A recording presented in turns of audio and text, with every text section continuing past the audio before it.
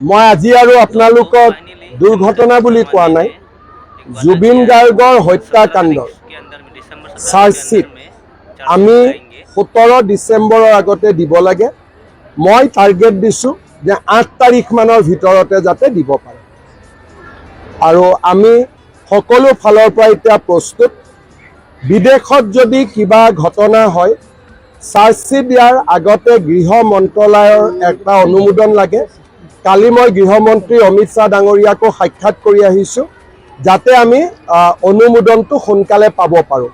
গতিকে মই ভাবোঁ যে অহা 3-4 দিনৰ ভিতৰতে SITয়ে MHAলৈকে লিখিব, মিনিষ্ট্ৰী অফ হোম এফেয়াৰ্ছলৈকে অনুমোদন আমি পাই যাম, আৰু লগে লগে আমি লাষ্ট ডেট 8-9-7 আমি চাৰ্জশ্বিট দি দিম। মই আজি আৰু আপোনালোকক দুৰ্ঘটনা বুলি কোৱা নাই, জুবিন গাৰ্গৰ হত্যা